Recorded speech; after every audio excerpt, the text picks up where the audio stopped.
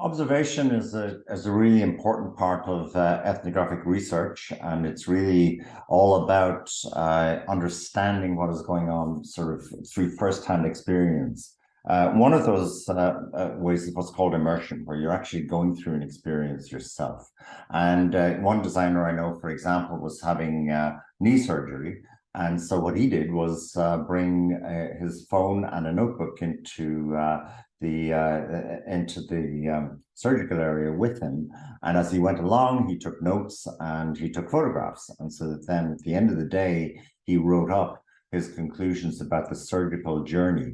And that helped the hospital in terms of some of their thinking about patient experience as they go through surgery. So simply just directly recording what you see and hear and feel and smell is really important. In his case, a lot of his pictures were actually at the ceiling because that is the patient experience, that you're spending a lot of time looking at the ceiling. So we'll talk about observation, and maybe we can begin by talking about some of the reasons why you might do observation as opposed to interviewing people. Well, one reason is that if you're interviewing, that just tells you what people think and feel and how they see things. What it doesn't tell you is what actually happens. So, and in some ways, you can see, you can triangulate between the two.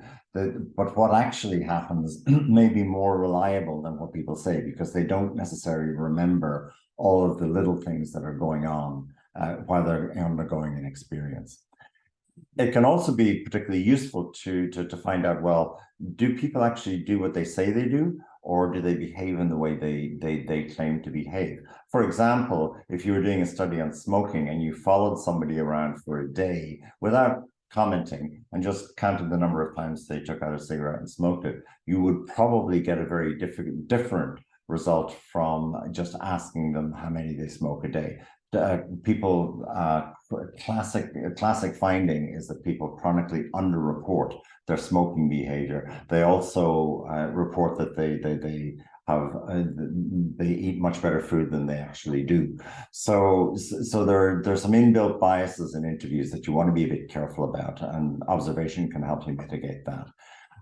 Also, you can use observation. If you don't know what you're looking for, maybe what you do is you just go and observe the experience for a bit, and that can help you decide, okay, what might be going on here that I want to be curious about, that I want to know about. And so it'll guide us into some of the important questions that we want to ask.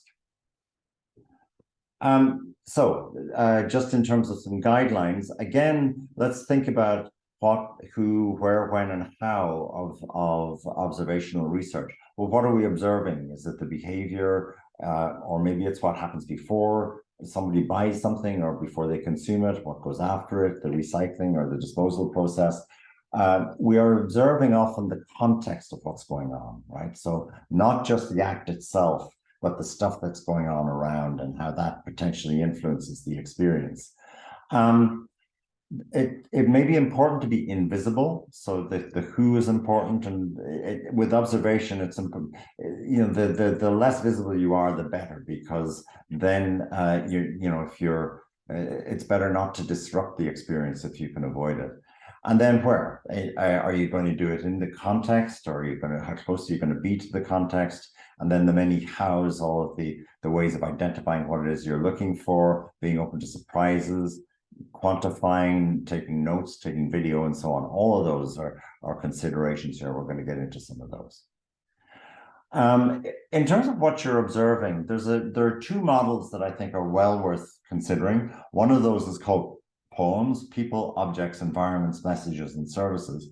And the other is called the Compelling Experience Framework, and that is activities, environments, interactions, objects, and users. They're fairly equivalent, but what you can do is make for yourself a little template, a worksheet, where you've got, say, headings, people, objects, environments, messages, and service, or AEIOU, and then you would just scribble little observations under each of those headings as you go. So the value of doing something like that is that it's a bit of a checklist, and it forces you to be looking broadly at a whole bunch of different things. So our natural inclination is, of course, to look at people and maybe objects, but we may not take into account all the various environmental things that are going on or the services that are being provided and so on. The other thing to think about in terms of observation is using all your senses. I mean, listening, obviously, as you would with interviewing, watching what's going on, but also all of the other senses, right? So hearing what's going on. What's the sort of music, for instance, in a coffee shop? What is that doing to the atmosphere? The smells, the scent of coffee, right? The tastes that you come across, right? So all of those things are important. And then that intangible thing about how does this feel? How does this atmosphere feel to you? Or is there tension in the atmosphere? Or is it a relaxed vibe or whatever? So those kinds of things are all important to observe and to note. What role are you going to play as an observer, right? So there's a whole range of things going from, on the one side, you're an insider with a group. Let's say you're going to research dog walkers, right, or people who are out with their dogs in the park. Well, are you going to take your dog and be part of that group, and then so that's complete membership?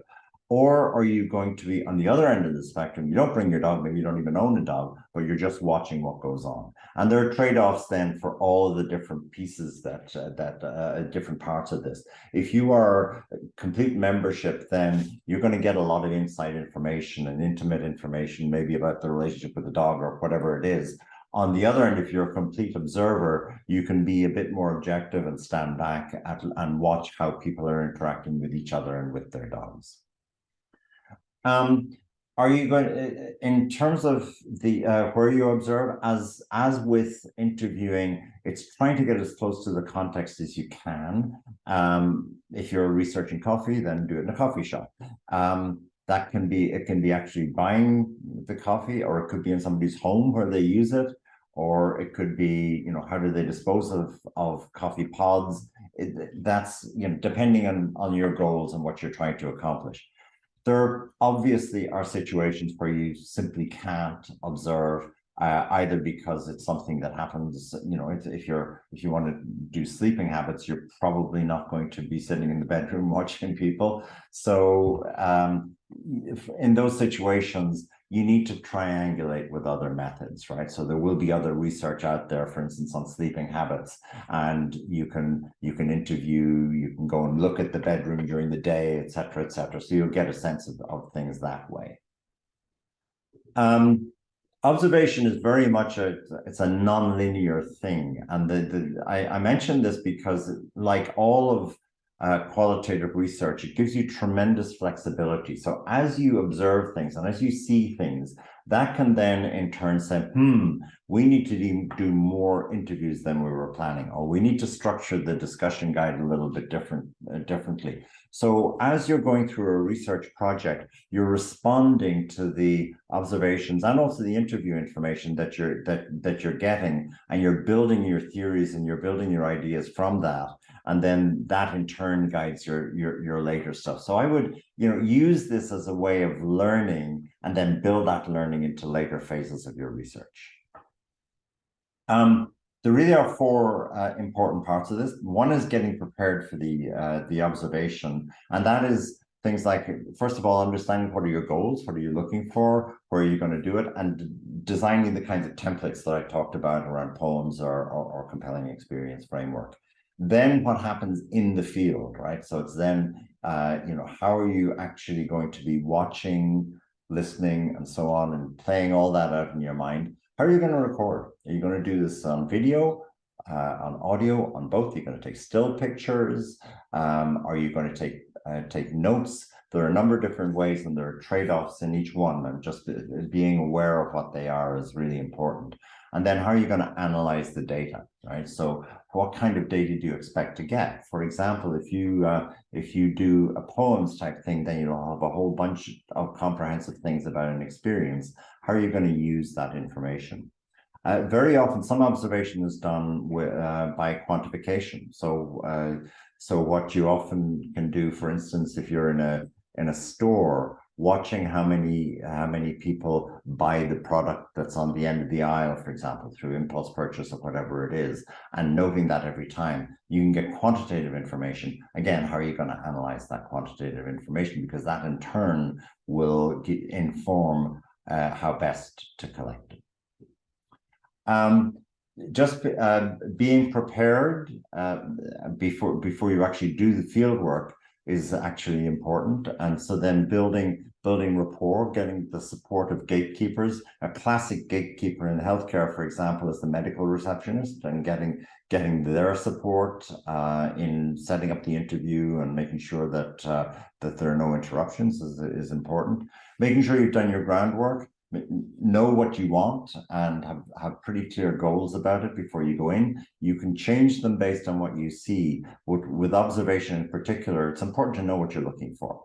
What role are you going to play? Are you going to participate? Are you going to be detached? Another critical issue is, will the people you are observing know that you're observing? For example, going to a bar and see what goes on. Are you going to be sitting in a corner just watching and being the mysterious stranger in the corner, or are you going to be participating in what goes on? Will you tell people that you're a researcher? There may be situations where in a bar situation, if you tell people that you're a researcher, then you may actually change the interaction completely. So sometimes it's better not to. And so then there's a whole bunch of considerations around that, including ethical ones. How will your observation affect the context or respondent's behavior? Think about this. If you were a researcher as an adult going into a children's kindergarten class because you wanted to observe behavior in the kindergarten, automatically, just by virtue of who you are, you're going to change behavior, right? So again, just think about the implications of that. That may be okay. You may want to see how kids behave when an adult's watching, or you may want to do it in a different way, right? Make sure you also got the right equipment with you and that it is set up and ready. A mobile phone is often the best way of taking audio notes, and just sort of leaving it there and listening to what's going on, or speaking into it and taking notes of things as you go. Here are a few tips.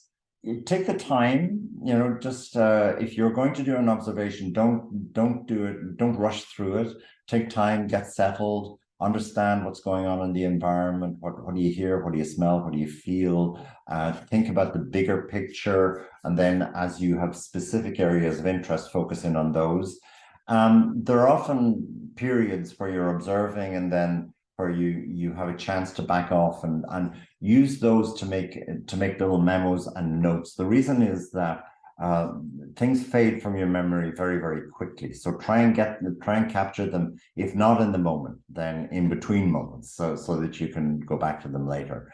And always be sensitive to the environment that you're in, and leave it obviously sensitively, courteously. Don't change the environment to the extent that you can avoid it. Things to think about as you're planning. What's your unit of observation? Is it going to be, for instance, a teacher or a student, or maybe a couple of students or a small group of class? Are you going to be watching one individual or a number of them, or the whole thing altogether? Are you going to sit in a corner? Maybe you'll stand up, maybe you'll move around. You're going to see more if you move around, but you have more chance of disrupting the observation if you do. So there's a trade-off to be made. How systematic are you going to be? Are you actually going to quantify things? How many times do I see this? How structured will they be? Or how are you going to write descriptions? Descriptions obviously take more time, and so they're probably better done outside of the observation itself, because the more time you spend focusing on writing extensive notes, the less time you're actually observing. So there are trade-offs there. What are you going to need in terms of resources? Obviously, recording equipment, any other things that you're going to need. It's important to be hyper aware of how you will influence the observation. You're, for instance, going in as an adult into a kindergarten class, going in as a man into a yoga class that's all women. Your ethnicity is different, your appearance, and so on. What you want to be as unobtrusive and as unnoticeable as possible, even down to the clothes you're wearing. Don't wear bright pink where everybody else is wearing gray, right? So trying to adapt and fit in and mold is really important so you don't disrupt the experience. Also try to anticipate in the specific situation what problems might be encountered and how would you respond to those. For instance, if you go into a retail store, very often you can, by observing, by standing around watching what's going on, the staff in the store often will notice that, and they may respond by saying, "What are you doing here?" Because many retail stores are very, very nervous about competitors coming and doing price checks and watching customers in their store. So they will. So if that might happen, then you want to be prepared for it. Okay. Some specific techniques for observation, really there are a number of them. One is shadowing an individual. So then you find somebody and you go through their day, their day or a part of their day. Maybe if you want to find out about their routines around public transport, you ride the bus with them, record everything that happens, who they speak to, events, what happens, how long do they take. Don't ask questions or interrupt, just observe. Another thing is to just observe a place, right? So maybe instead of riding the bus with an individual, you just ride the bus all day, right? And you watch who's getting on, who's getting off, using something like poems or AEIOU, compelling experiences, to record things, taking photographs, video, audio sketches. So that's kind of a location. In this case, it's a moving location, or it could be a static location as well.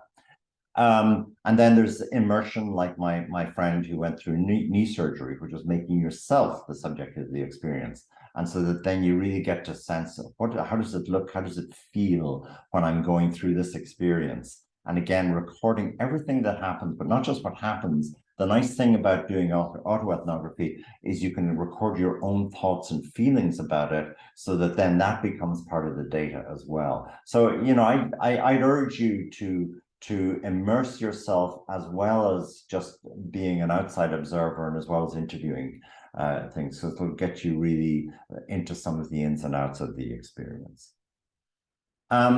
Keeping detailed notes is important. If you can do them contemporaneously during the experience, that can be hard. So if it's going to be distracting, then do them as soon as possible afterwards. Having your phone on, taking audio notes is a great way to do it. And you know, taking field notes, written field notes is useful too. There are a number of different types of field notes you might want to consider. One is just observational notes. What do you see? What do you experience?